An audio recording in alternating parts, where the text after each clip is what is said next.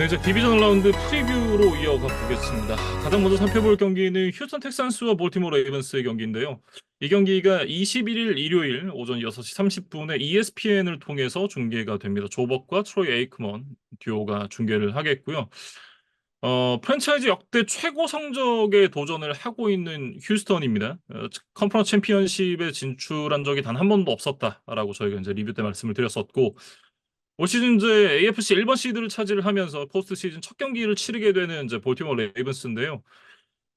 사실은 이제 휴스턴 같은 경우에는 어떻게 보면 뭐 컨퍼런스 챔피언십에 대한 기대도 있겠습니다만, CJ 스트라우드의 첫 시즌이기 때문에 '우리는 잃을 것이 없다.'라고 생각을 하고 게임에 임한다면, 그냥 볼티모어 같은 경우에는 조금 더 부담이 있는 쪽이 아닐까라는 생각이 들긴 하거든요. 그러니까 휴스턴 입장에서는 한 게임 한 게임이 계속해서 이제 보너스 게임처럼 이제 느껴지는 상황이고, 음. 볼티모어는 올해는 반드시 좀 높은 곳까지 올라가야 한다라는 좀 나름의 부담은 있을 거라고 생각해요. 왜냐면 라마 잭슨을 이제 드래프트한 이후에 이제 라마 잭슨이 지금 5시즌을 치러 왔고, 이번이 지금 6시즌째를 치르는 과정입니다. 근데 앞서도 5년간에 4번이나 플레이오프에 올라갔어요. 그러니까 어 정규리그에서는 꽤나 이제 준수하고 아주 탄탄하게 기복 없이 좋은 모습을 보여줬던 거에 비해서,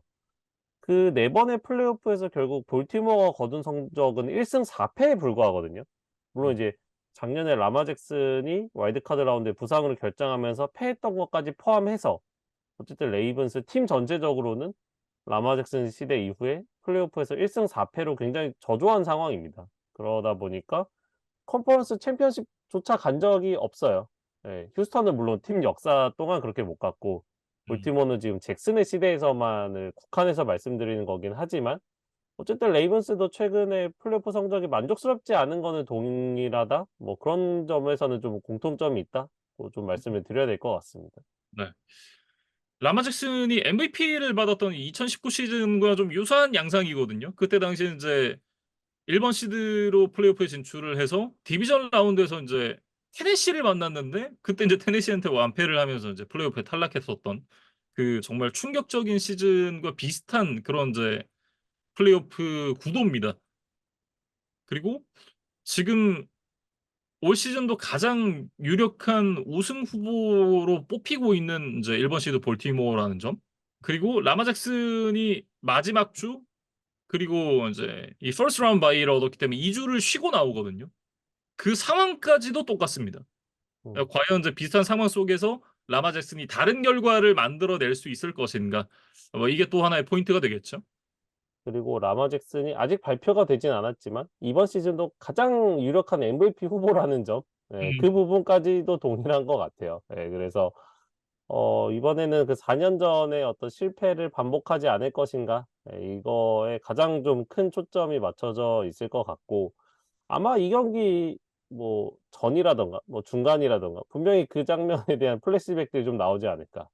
예, 19 시즌에 테네시한테 무기력하게 지면서 잭슨이 굉장히 감정적으로 이제 사이드라인에서 뭔가 분노를 표출하고 그랬던 장면이 아직도 좀 기억이 나는데, 그 장면을 오랜만에 한번 좀 플래시백 비디오로 볼 수 있지 않을까 싶고, 그 장면이 나오기 전에 좀 레이븐스가 큰 리드를 가져갈 수 있을지 뭐 이런 것들을 좀 지켜봐야 될 것 같습니다. 그래서 음. 어 그래도 뭐 이번엔 좀 다를 수도 있겠다는 생각이 드는 거는, 라마 잭슨이 분명히 19 시즌에 대비해서 패서로서의 성장하는 모습을 분명히 보여줬던 시즌이기 때문에 그 부분은 분명히 좀 기대를 할 만한 포인트가 아닌가 싶어요. 그래서 음. 6 년의 커리어 동안 이번 시즌이 가장 많은 패싱 시도, 그다음에 가장 많은 패싱 야드, 그리고 가장 높은 패스 성공률을 기록했던 시즌이거든요. 그래서 물론 뭐 이 숫자상의 스탯만으로 모든 걸 설명할 수는 없지만, 그래도 많은 전문가들, 내 팬들이 잭슨이 이번 시즌에 조금 더 패서로서의 성장을 다들 이야기를 하고 있기 때문에, 예, 그거를 플레이오프에서도 좀 이어갈 수 있는지를 좀 증명해야 되는 시즌이라는 생각입니다. 네. 그리고 인제 또 하나의 호재는 '마크 앤드류스가 돌아온다.'라는 거죠. 사실 저는 앞서 말씀해 주셨던 이 패스 관련 기록들이 마크 앤드류스가 부상으로 상당 기간 결장을 한 상황에서 만들어냈다라는 게 의미가 있다라고 생각을 하고 있고 여기에 마크 앤드류스까지 더해진다면? 이라는 생각이 좀 들거든요. '훨씬 더 좋은 음, 모습을 보여줄 수 있지 않을까.'라는 생각이 들고 뭐 아예 100%의 컨디션으로 돌아올 수 있을지는 모르겠습니다만 어쨌든 있고 없고의 차이는 분명히 존재한다라고 생각을 하기 때문에 마크 앤드류스의 복귀도 레이븐스에게는 굉장히 좋은 포인트가 될 것 같다. 이렇게 생각을 합니다. 그러니까 휴스턴이 물론 이번 와일드카드 라운드에서 엄청나게 좋은 모습을 보여줬지만 사실 데이비드 은조쿠라든가 이런 타이트엔드에게 좀 많은 야드를 내주는 모습도 분명히 있었거든요. 예, 그런 부분들을 감안하면 앤드류스의 가세는 뭐 레이븐스에게는 정말 이제 반가운 손님이다. 이렇게 좀 이야기를 해야 될 것 같습니다. 지금 휴스턴 같은 경우에는 뭐 일단 지금 도박사들이 뽑고 있는 걸로는 이 언더독으로 인제 꼽히고 있는 상황인데 이게 뭐 와일드카드 라운드에서 좋은 모습을 정말 보여줬었던 이 스트라우드긴 합니다만 상대가 너무 강하다 지금. 뭐 이렇게 좀 얘기를 해야 될 것 같고 다만 인제 CJ 스트라우드가 얼마나 성장을 했는지를 확인할 수 있는 그런 무대가 되지 않을까. 그런 생각이 드는 게 레이븐스와의 1 주차 경기가 CJ 스트라우드가 데뷔전을 펼쳤던 경기였거든요. 이 경기에서 인제 레이븐스 선수들이 경기가 끝나고 나서 스트라우드에게 "잘하고 있다. 너 정말 좋은 자질을 가졌다. 앞으로 이렇게 계속하면 좋은 선수가 될 거다."라는 칭찬을 많이 해 줬다 그래요. 실제로 이제 좋은 선수로 성장을 하는 모습을 보여주고 있고 그렇기 때문에 1 주차의 CJ 스트라우드와 포스트 시즌에서의 다시 볼티모어를 만든 스트라우드가 얼마나 달라졌는지 이런 부분을 한번 비교해 보는 것도 재밌을 것 같습니다. 음. 그러니까 도박사들의 예측도 지금 9 점에서 9.5점 정도 이 휴스턴의 열세를 예상을 하고 있습니다. 그래서 휴스턴 입장에서는 뭐 쪼끔 더 편안한 마음으로 도전을 해도 될 것 같고 앞서 이제 브라운스도 정규리그에서는 졌지만 플레이오프에서 이제 갚아 주면서 이제 승리를 했었잖아요. 그래서 레이븐스도 지금 비슷한 상황이라고 봐야겠죠. 네, 그래서 또 한 번의 어떤 복수 미션을 받았는데 이거를 이제 성공할 수 있을지를 한번 지켜봐야 될 것 같고 수비적으로는 이제 결국에는 블리츠를 얼마나 사용할 것인가에 좀 초점을 맞춰서 보면 재밌을 것 같아요. 그래서 음. 그 현지 기사들의 이제 분석을 좀 살펴보니까 라마 잭슨이 사실 뭐 좋은 모습을 보여주긴 했지만 블리츠를 상대로는 그렇게 효과적인 퍼포먼스를 보여주지는 못했던 선수였다라는 음. 분석이 있어요. 그러면 이제 이거를 라마 잭슨의 이제 몇 안 되는 약점으로 봐도 괜찮을 것 같은데 공교롭게도 사실 텍사스의 이 드미코 라이언스 감독의 수비는 블리츠를 그렇게 많이 사용하는 수비가 아닙니다. 그러니까 오히려 좀 뒤로 물러서서 상대에게 패스를 할 수 있는 어떤 길 자체를 좀 주지 않는 것? 그러니까 커버리지를 타이트하게 하면서 빈틈을 이제 내주지 않는 그런 수비 방식을 선호를 해 왔는데 여기서 이제 좀 의사결정을 해야겠죠.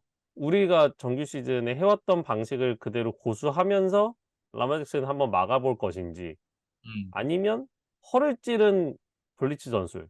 그러니까 볼티모어도 '휴스턴은 블리츠를 별로 안 쓰는데?'라는 거를 알고 들어올 테니까 그거를 어떻게 보면 허를 찔러서 한번 승부수를 던져 볼 것인지 예, 이 판단을 좀 경기 중에 지켜보시면 좀 재밌는 뭐 '관전 포인트가 되지 않을까?'라고 좀 말씀을 드리고 싶었습니다.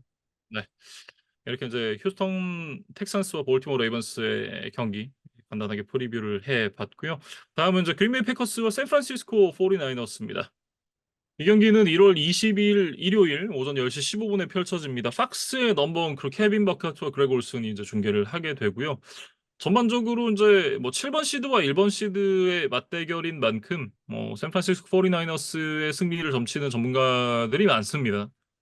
다만 앞서 또 이 댈러스 카우보이스라는 2번 시드를 꺾고 올라왔기 때문에 뭐 '1번 시드마저 꺾지 못할 이유는 또 무엇이냐.'라고 또 생각을 할 수도 있고 나이너스 같은 경우에는 이제 94 시즌 이후에 29년 만에 또 슈퍼볼 우승에 다시 한번 도전하는 그런 시즌이 되고 있는데 일단 나이너스가 한 시즌을 치러 오면서 이렇다 할 전력 누수가 없습니다. 11월쯤에 이 탈라노 후판가 선수가 시즌 아웃 부상을 당한 걸 제외하고 나면 별로 커다란 전력의 공백은 보이지 않는 그런 모습이거든요. 뭐 그러면서 아마 후판가는 이제 플레이오프에서도 좀 나서기가 어려울 것으로 보이지만 다른 대부분의 핵심 선수들은 이제 모두 뭐 좋은 컨디션으로 이번 플레이오프를 지금 앞두고 있는 상황이고 볼티모어와 마찬가지로 이제 브록 버디에게 마지막 주차 경기에 휴식을 부여를 했어요. 그러면서 2주간의 휴식 끝에 디비저널 라운드에 나설 예정인데 뭐 퍼디가 어떤 모습을 보여줄지도 좀 뭐 기대 반 걱정 반이다 이렇게 좀 봐야 될 것 같습니다. 그러니까 네. 뭐 워낙 안정적인 모습을 대부분의 경기에서 보여준 것은 맞지만 또 이렇게 기억에 남게 좀 크게 무너진 경기도 분명히 시즌 중에 있었고 뭐 연패를 당하는 구간도 있었단 말이죠. 그래서 정규 시즌에는 어쨌든 그것을 복구할 만한 기회들이 있어서 라이너스가 그런 위기들을 잘 이겨내고 1번 시드를 차지를 했지만 플레이오프는 이제 말씀드린 대로 언제나 뭐 단판 승부로 이제 끝까지 가는 거기 때문에 한 시즌 잘해 왔더라도 사실 하루 망치면은 이제 1년 농사를 좀 망칠 수도 있는 그런 뭐 구조잖아요. 그래서 그런 것들을 얼마나 잘 컨디션 관리를 해 왔을지 그리고 만약에 경기 초반에 쪼끔 흔들리는 상황이 생겼을 때 그거를 얼마나 빠르게 수습해서 남은 경기를 잘 치를 수 있을지 이런 것들에 대한 관리가 역시 가장 중요하다고 좀 보여집니다. 네. 뭐 늘 얘기하잖아요. 2주 쉬면 저희가 꾸준하게 하는 얘기. 그 레스트 or 러스트. 과연 이제 어떤 쪽일지를 한번 좀 지켜봐야 될 것 같고 어 패커스 같은 경우는 사실은 뭐 '크리스찬 맥카프리를 어떻게 막아야 되나.' 이 부분이 가장 큰 고민 중에 하나일 것 같습니다. 음. 그러니까 댈러스 경기와 좀 비교를 해 보면 좋을 것 같아요. 그러니까 뭐 토니 폴라드도 이제 준수한 선수기는 하지만 크리스찬 맥카프리는 지금 리그를 대표하는 러닝백이기 때문에 이 선수를 얼마나 제어할 수 있느냐에 따라서 그린베이가 얼마나 많은 공격 기회를 가질 수 있느냐로 이제 바로 연동이 되는 거고 음. 만약에 이제 맥카프리에게 계속해서 이제 돌파를 허용을 한다면 사실 뭐 실점도 많은 실점을 하게 되겠지만 볼 포지션 자체를 이제 많이 뺏길 가능성이 있기 때문에 네 그린베이가 원하는 방향으로 게임을 풀어가기 좀 어렵겠죠. 예 그래서 그 부분에 대한 좀 신경을 써야 될 것 같고 반면에 이제 에런 존스 같은 경우에는 이제 댈러스에게 굉장히 강했다는 뭐 성적을 말씀드렸고 이 와일드 카드 라운드에서도 이제 엄청난 활약을 했지만 반면 나이너스를 상대로는 그렇게 재미를 못 봤던 것 같아요. 통산 성적을 보니까 80 야드 정도를 달렸던 게임이 가장 뭐 한 경기 최다 러싱 야드였더라고요. 그리고 50 야드 미만으로 이제 크게 존재감이 없었던 경기도 꽤나 여러 번 이제 목격을 할 수가 있었습니다. 그래서 존스가 지난주까지만큼의 활약은 아니더라도 네 그에 좀 버금가는 활약을 분명히 해 줘야 되는 상황에서 어떤 나이너스라는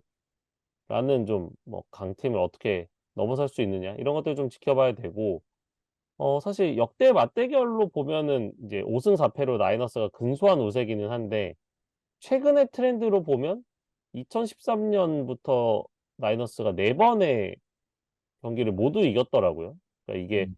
에런 로저스의 사실 활동 시기와 겹치는데 그러니까 나이너스가 어떻게 보면 에런 로저스의 천적으로 늘 군림을 해 왔던 거죠. 근데 그린베이도 이제는 뭐 쿼터백이 바뀌었고 조던 러브는 아직 뭐 라이너스와 한 번도 게임을 치러 본 적이 없기 때문에 이런 최근 데이터 어떤 플레이오프 역대 데이터에 어 좀 신경 쓰지 말고 예 '나는 처음이다.'라는 마인드로 한번 좀 도전을 해 봐야 될 것 같아요.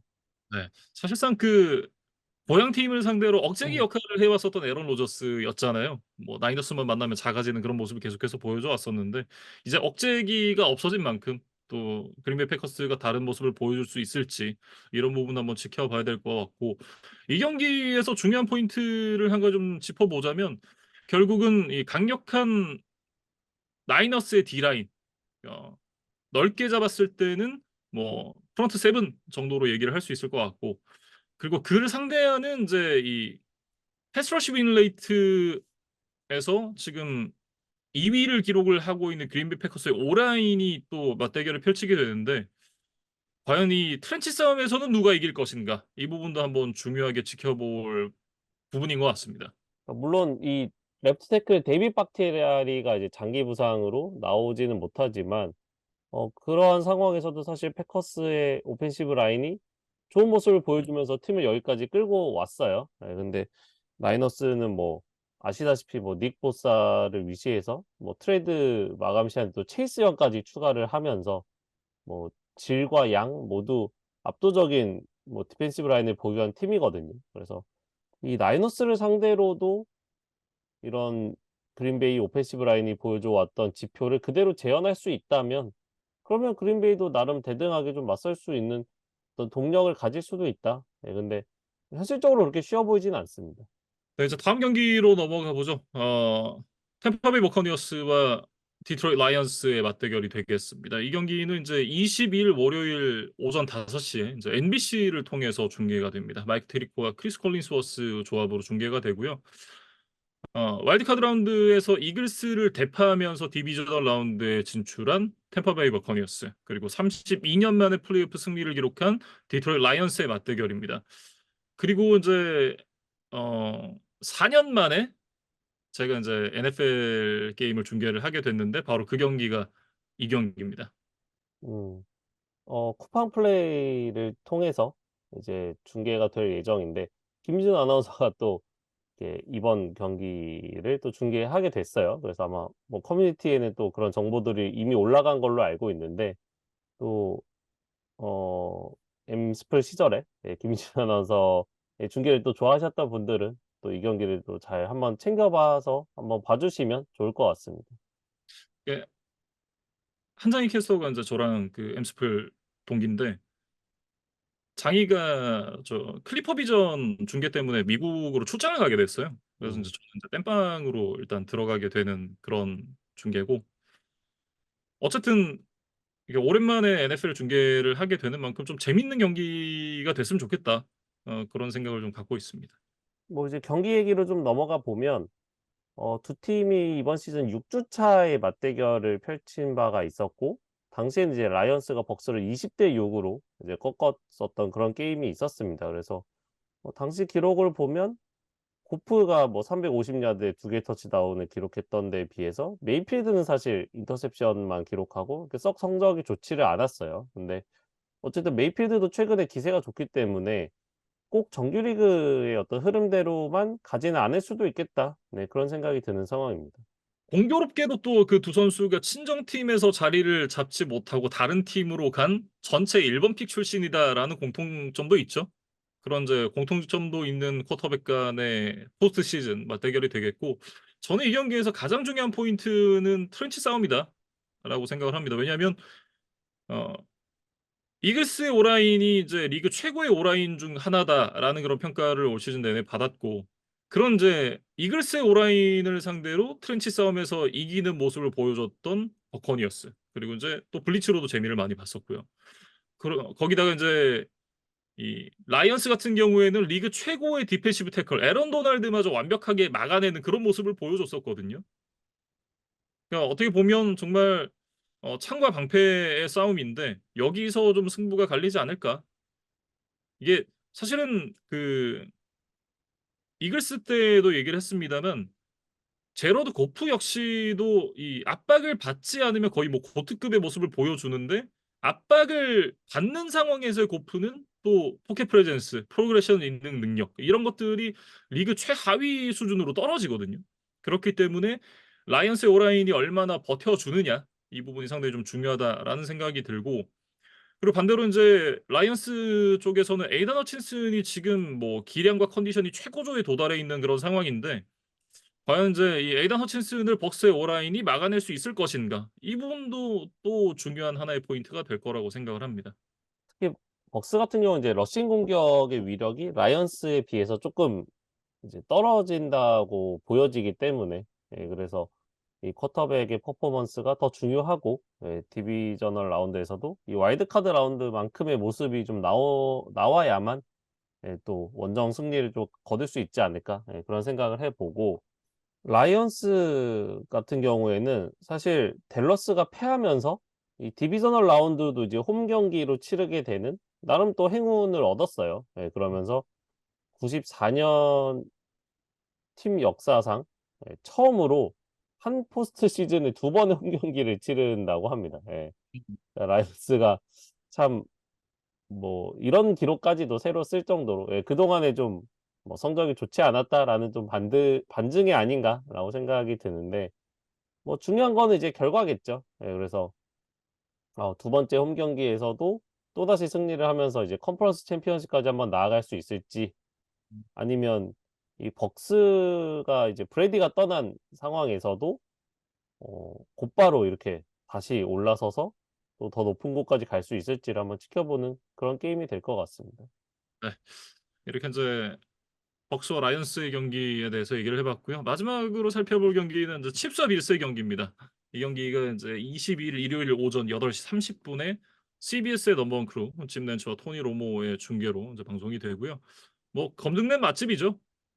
이미 뭐 미슐랭 3 스타입니다. 칩스와 빌스의 포스트 시즌 맞대결이 다시 한번 돌아오게 됐는데 패트릭 맘스와 조시 앨런의 통산 맞대결 전적이 3승 3패로 동률입니다. 근데 벌써 맛있죠. 이게 그 패트릭 맘스와 조시 앨런이 데뷔한 이후로 세 번째 포스트 시즌 맞대결인데 첫 번째 맞대결이 2020 시즌 컨퍼런스 챔피언십 게임입니다. 당시에 이제 38대 24로 칩스가 이겼고 두 번째 맞대결은 그다음 시즌이었는데 디비저널 라운드에서 연장 승부 끝에 42대 36으로 칩스가 승리를 가져갔습니다. 이 경기를 아마 기억하시는 팬분들이 상당히 많으실 것 같은데요. 이게 그 13초를 남겨 놓고 빌스가 역전을 했는데 그 13초 안에 또 마홈스가 말도 안 되게 패스 두 번으로 필드 골 레인지까지 들어가서 동점 만들고 연장 가서 그 코인 토스를 이겼던 칩스가 그대로 터치다운으로 경기를 끝내는 그런 정말 드라마틱한 경기였거든요. 혹시 이 경기를 안 보신 분이 계신다면 이 경기를 꼭 한번 보시기를 추천을 해 드립니다. 음. 그러니까 뭐 조시 앨런 입장에서는 이제 그 연장이 좀 약하다는 이미지가 늘 있었는데 음. 그중에서도 좀 가장 아쉬웠을 만한 그런 게임 중에 하나가 아닐까 싶고 플레이오프 역사에 남는 정말 명경기 중 하나죠. 그래서 아마 이 경기에 대한 어떤 짧은 하이라이트 영상도 분명히 이번 디비저널 라운드 게임 중에 또 방송사에서 또 한 번씩 틀어 주지 않을까 그런 생각이 드는데 어 그때와 좀 달라진 점이 있다면 이제 이번엔 경기가 열리는 구장이 좀 달라졌어요. 그렇죠. 앞서 말씀드렸던 두 경기도 모두 에로헤드에서 펼쳐졌던 경기였는데 이제는 하이마크 스타디움에서 경기가 펼쳐집니다. 이 패트릭 마홈스의 통산 첫 번째 플레이오프 원정 경기가 되겠는데요. 이전까지 치렀던 경기가 16 경기인데 이게 모두 홈 아니면 이제 슈퍼볼에서의 중립 경기들이었거든요. 그렇기 때문에 과연 이 첫 원정에서는 어떤 모습을 보여줄 것인가 이게 상당히 좀 궁금해지는 부분입니다. 그리고 음. 이제 두 팀은 뭐 최근에 계속해서 지구 우승을 차지했기 때문에 뭐 같은 지구가 아니라 하더라도 거의 1 년에 한 번씩 뭐 지구 라이벌처럼 계속해서 만나 왔어요. 그래서 예. 이번 시즌에도 14주 차의 맞대결이 있었는데 그때는 이제 빌스가 승리를 가져갔었습니다. 그래서 어 당시 경기를 좀 돌이켜 보면 그 결정적인 상황에서 이제 칩스의 그 리시버 케데리우스 토니가 이제 그 오프사이드 반칙을 범하면서 결정적인 아주 멋진 그 칩스의 터치다운 플레이가 취소가 되면서 결국에는 그게 이제 모멘텀이 돼서 빌스가 승리를 가져갔었던 이제 그런 게임이 있었는데 네. 경기 내용 자체는 좀 팽팽했던 것 같아요. 그래서 이번 경기도 좀 그런 재밌는 게임 양상으로 흘러가기를 좀 기대를 해야 될 것 같고 칩스 입장에서는 역시 그 리시버들의 어떤 실수를 최소화하는 것 그것이 드랍이라든가 아까 말씀드린 그런 조금 이해할 수 없는 페널티라든가 그런 부분들을 잘 억제하고 제어할 수 있다면 그래도 이제 패트릭 마홈스를 가진 칩스는 언제나 좀 강력한 팀이잖아요. 그래서 어 좀 그런 부분들을 칩스는 좀 염두에 두고 훈련에 좀 집중을 해야 될 것 같고 빌스는 이제 조시 앨런 시대 이후에 역시 뭐 팀 역사상 첫 번째 이제 슈퍼볼 우승을 좀 노리고 있는 상황인데 그것이 계속해서 좀 결국에는 칩스에게 주로 막혀 왔었단 말이에요. 근데 결국에는 우승을 하려면 이 칩스를 한 번은 넘어서야 한다. 플레이오프 무대에서. 그래서 조금 뭐 일찍 만난 게 좀 아쉬울 수도 있겠지만 결국에는 넘어서야 하는 산이라고 생각을 하고 이번에 홈 경기인 만큼 조금 더 잘 준비를 해서 칩스를 한번 넘어봐야 될 것 같아요. 네. 그리고 이제 그 빌스의 리시버진들이 지난 이제 정규 시즌 맞대결에서는 좀 아쉬운 모습을 보여줬었거든요. 그런 부분을 극복할 수 있는지도 하나의 포인트가 될 것 같고 칩스랑 마홈스 입장에서는 이제 그 지난 돌핀스와의 경기를 보면 이제 터치다운을 만드는데 좀 어려움을 겪었었는데 빌스가 올 시즌 정규 시즌 기준으로 이제 팀 최소 실점 4위입니다. 돌핀스는 22위였거든요. 근데 그런 돌핀스를 상대로도 그 정도로 어려움을 겪었으면 어 아마도 빌스는 쪼끔 더 어려운 상대라고 보는 게 맞을 것 같은데 그런 빌스를 상대로 이런 이제 득점력을 쪼금 개선을 할 수 있느냐, 더 나은 득점 생산력을 보여줄 수 있느냐, 이 부분 역시도 칩스에게는 좀 중요한 포인트가 될 것 같습니다. 네, 이렇게 디비저널 라운드에 펼쳐질 4 경기들 프리뷰를 해 봤습니다. 점점 이 경기 숫자가 줄어드는 게 인제 좀 체감이 되네요. 예, 음, 예전 같았으면 와일드카드 라운드가 또 똑같이 4 경기였기 때문에 그런 느낌이 안 들었을 텐데 이 경기가 좀 줄어드니까 확실히 '쪼끔 더 슈퍼볼이 가까이 다가왔구나.' 하는 느낌은 있는 것 같습니다. 그러니까 32개 팀 중에 이제 8팀만 남았잖아요. 그러니까 이제 딱 4분의 1 정말 이제 강팀들만 남았고 이제 디비저널 라운드, 컨퍼런스 챔피언십, 프로볼, 슈퍼볼까지 하면 이제 약 4 주, 한 달 정도의 이제 시간만 남은 것 같습니다. 네, 그래서 어 올해 이제 라스베가스에서 이 슈퍼볼이 열리는데 그 주인공이 어떤 팀이 될지 그 과정을 한번 여러분도 같이 해 주시면 좋을 것 같아요. 네. 저희는 인제 이렇게 와일드카드 리뷰 그리고 디비전 라운드 프리뷰 정리를 해 보겠고요. 디비전 라운드가 끝난 이후에 디비전 라운드 리뷰와 컨퍼런스 챔피언십 프리뷰로 돌아오도록 하겠습니다.